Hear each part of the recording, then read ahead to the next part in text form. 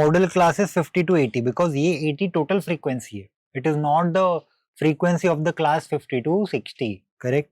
ठीक है, तो चार्ट देख लेते हैं जहां पे कन्वर्जन हम कर लेंगे। कन्वर्जन मैं आपको एक बार बता देता हूं अगर आप भूल गए होंगे तो what you need to do is, this is very simple.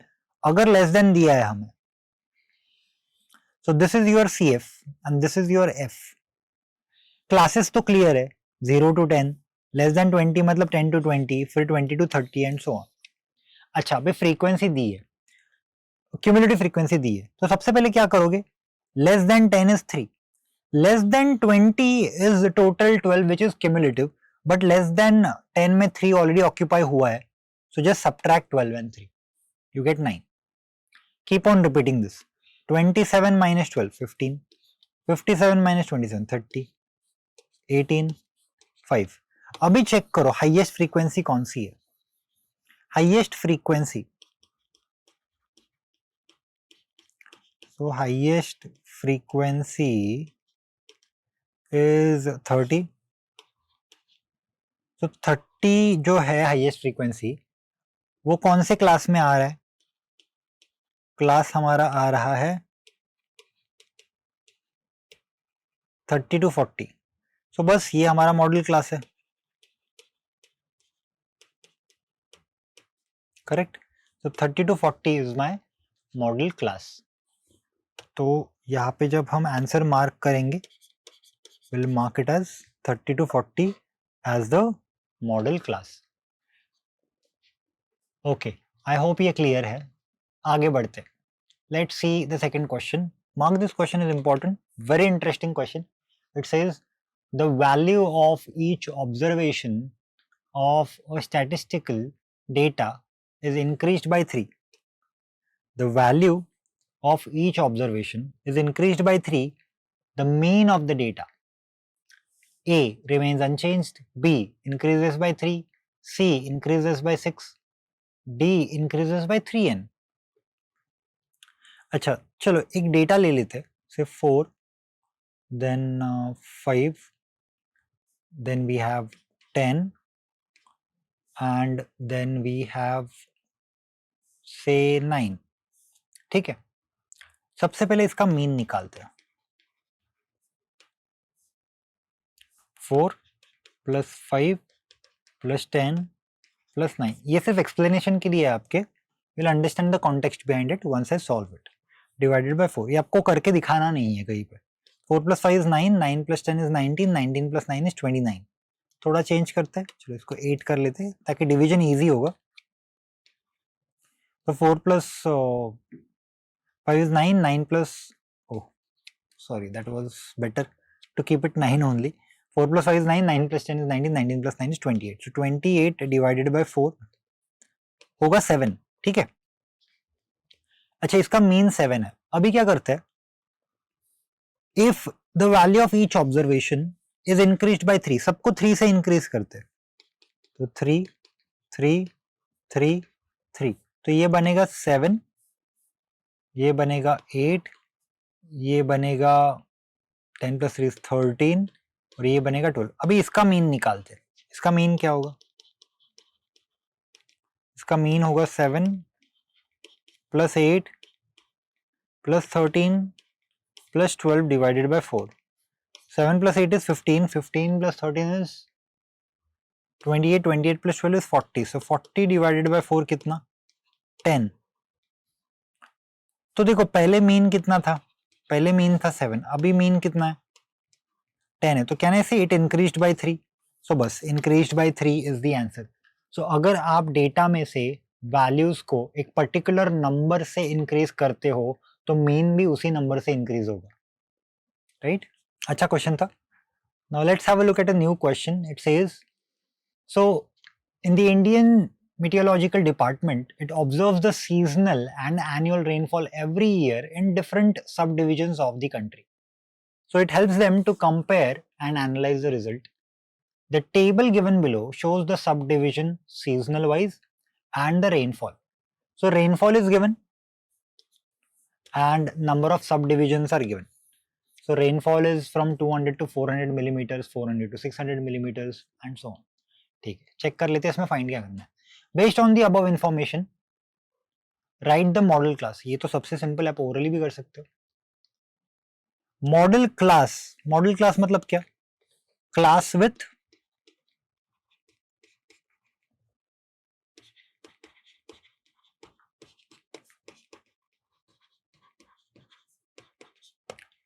Highest frequency. तो हाईएस्ट फ्रीक्वेंसी कितनी है? हाईएस्ट फ्रीक्वेंसी है 7। तो हम लिखेंगे मॉडल क्लास इज 600 to 800, मतलब 600 to 800 मिलीमीटर्स में मैक्सिमम सब डिविजन्स है जहां पे 600 to 800 मिलीमीटर्स का रेनफॉल वहां पे आता है, ठीक है। Okay, find the median of the given data. Now this is interesting. Median find out करने के लिए सबसे पहले आपको सीएफ की जरूरत पड़ेगी।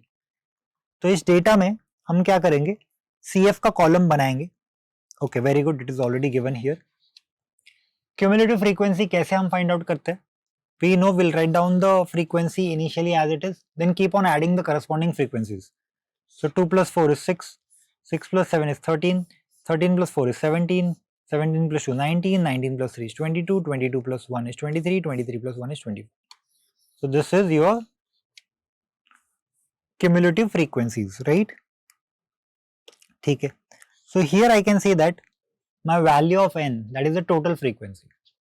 Total frequency कितना हुआ मेरा? Total frequency is 24, correct? So I'll write down n is 24. तो सबसे पहले हम n by 2 करेंगे. So n by 2 is how much? 24 by 2. That is 12.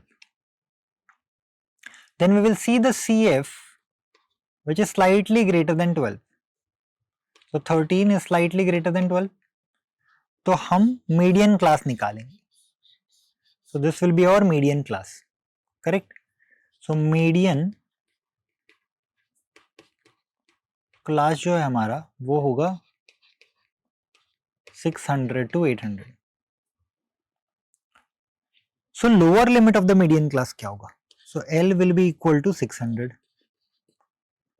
उसकी जो फ्रीक्वेंसी है वो करस्पॉन्डिंग फ्रीक्वेंसी होगी. F will be equal to 7 and CF जो होगा वो प्रीसीडिंग होगा. Okay, so how do we find out the median? So median is given by L plus n by 2 minus CF by F multiplied by H. So what is L?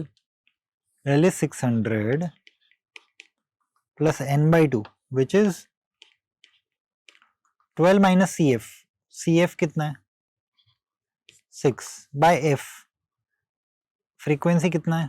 7 into H. H is how much? H is the class width by the way. So 400 minus 200 कितना? 200.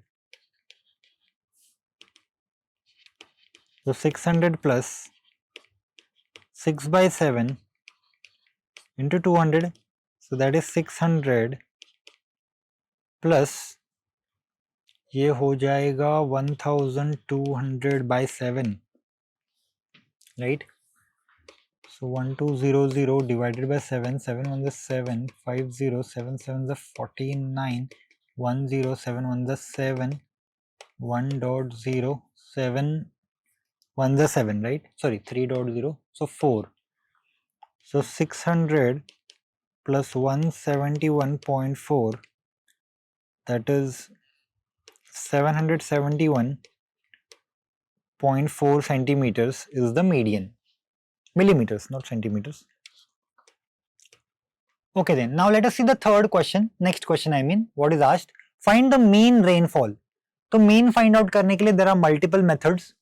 चलो हम इसको direct method से करते हैं, ठीक है? That is do it by direct method to find out the mean. Okay, so direct method से कैसे करेंगे? Rainfall is given, subdivisions is given. सबसे पहले हम class mark find out करेंगे. So between 200 and 400, we have 300. Between 400 and 600, 500. Between का मतलब क्या है? देखो class mark निकालने के लिए All you need to do is, this is also given by x, class mark is denoted by x, right? Class mark कैसे निकालते हैं हम? Lower limit plus upper limit divided by 2, that is 200 plus 400 divided by 2, that is 600 divided by 2 which is 300, correct? Okay, तो ऐसे करते करते कोई भी क्लास मार्क आप निकाल सकते हो. After finding out the class mark, all you need to do is multiply f and x. So this is your f, this is your x. So 2 into 300, 600. 4 into 500, 2000. 7 into 700, 4900. 4 into 900, 3600. 2 into 1100, 2200 and so on. Correct? Okay. Then you will do summation fx. Summation fx. Summation fx is 20400. Then you will do summation f, which is 24. तो mean का formula क्या है? Mean by direct method is given by summation f x by summation f, f i x i भी बोल सकते हो. So 20400 divided by 24. इसको अगर मैंने 2 से डिवाइड किया तो ये हो जाएगा 10200 डिवाइडेड बाय 12. फिर से 2 से डिवाइड किया तो ये हो जाएगा 6, ये हो जाएगा 5100. फिर से 2 से डिवाइड किया तो ये हो जाएगा 3, या फिर 3 से डिवाइड करते, दैट वुड बी बेटर. तो ये हो जाएगा 2, ये हो जाएगा 1700. And then if you divide this further, 1700 divided by 2, that is going to give you 850. So 850 millimeters, 850 mm is mean rainfall, right? So the mean rainfall is 850 mm. Okay. Now the next question says, if the subdivision having at least 1000 millimeter of rainfall during the monsoon is considered good rainfall in subdivision, then how many subdivisions had good rainfall? अभी ये काफी अच्छा question है. At least, that is minimum 1000 millimeter rainfall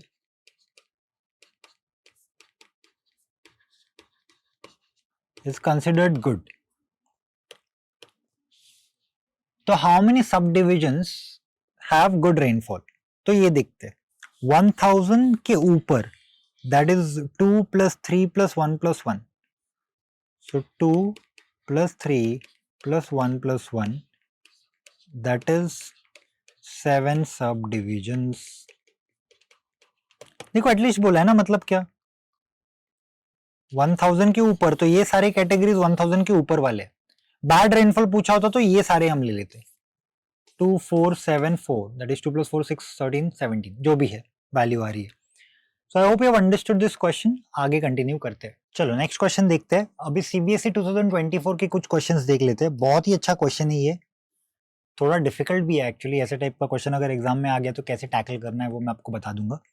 so it says, for some data x1 x2 up to xn with respective frequencies f1 f2 up to fn, the value of summation I is equal to 1 to n.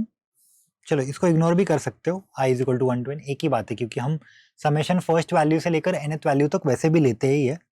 Then we have fi which is the frequency, xi minus x bar is equal to what? This is the question. 4 options given है.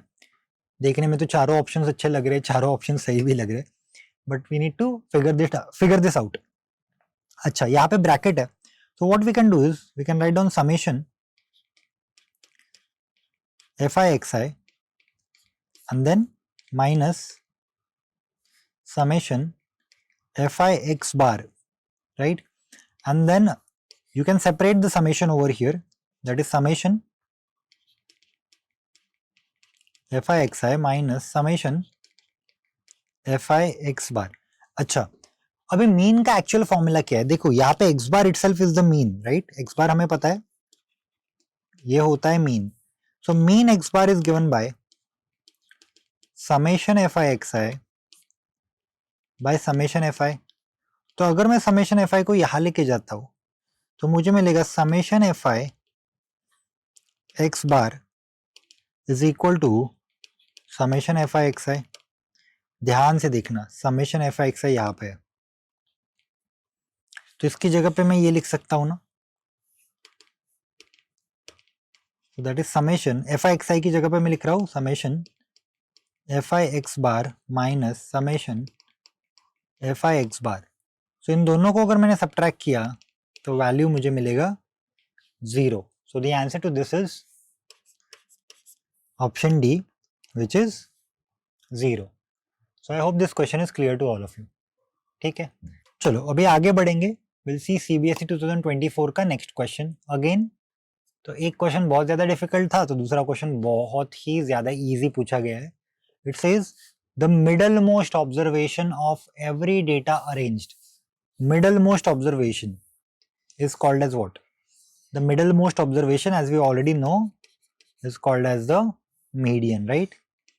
So middle most value of the data is called as the median when it is arranged in order, जैसे कि 3, 5, 7, 18, 25। अगर इसको मैंने ascending order में arrange किया, then what is this middle value called? This middle value is called as median. Mode, as you know, highest frequency, जहाँ पे frequency बहुत ज़्यादा बार repeat होती है, that is called as the mode. And mean is the average, sum of all observations by number of observations. Basic, जो आपने पहले भी 9th में किया है। आगे बढ़ते हैं, let's continue with the new question. Now let us take a case based question. It says this game is a bingo, which is a game of chance. The host has 75 balls. Host के पास 75 balls है, numbered from 1 to 75. मतलब 1, 2, 3. Each player has a bingo card with some numbers written on it. The participant cancels the number on the card when called out a number written on the ball selected at random. मतलब क्या? देखो, participant सामने है, कुछ players है, 75 balls है, सबके पास कुछ कार्ड्स है। अब फॉर एग्जांपल मैंने एक बॉल उठाया और बोला 32, जिसके पास 32 है वो कैंसिल करेगा। So whosoever cancels all the numbers on his cards says bingo. मतलब एक एक करके कैंसिल होके किसी का तो पहले खत्म हो जाएगा cards, and this table is shown. So इतनी थियोरी की आपको जरूरत नहीं है, ये सिंपल सा गेम है जहाँ पे एक बैग है, बैग में बहुत सारे बॉल्स है और पार्टिसिपेंट्स के पास कार्ड्स है। बॉल पे नंबर देखा 40, तो जिसके पास कार्ड है उसने वो कार्ड नीचे रख दिया 40 वाला। ऐसे करते करते किसी का तो पहले खत्म होगा, ऊनो जैसा। You must have played that game Uno, right? So very similar to that. So यहाँ पे गिवन है the numbers are announced from 0 to 15, 15 to 30, 30 to 45, 45 to 16, 60 to 75. And here is the number of times, right? 8, 9, 10, 12, 9. So based on this, we are supposed to find out the median class. तो questions तो basic ही है, हालांकि इतनी theory is हमारे लिए ज़्यादा काम की नहीं है, but this chart will give us a fair idea of finding out the values. तो पहले हमें median class find out करना है। तो मीडियन क्लास फाइंड आउट करने के लिए यू नो द प्रोसीजर। सबसे पहले आपको CF फाइंड आउट करना पड़ेगा, that is the cumulative frequency.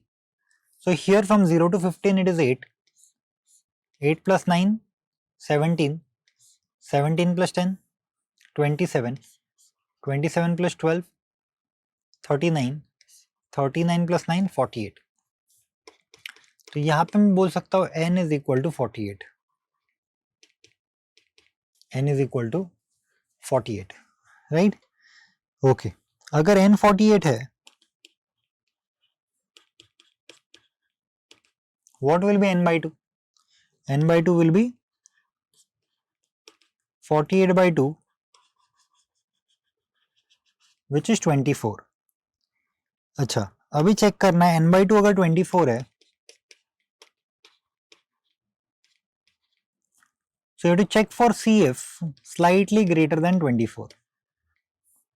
So can I say 27 is slightly greater than 24? तो यहाँ पे जो क्लास है, that class will be your median class.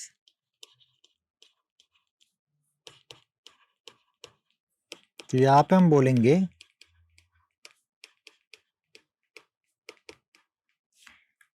median class is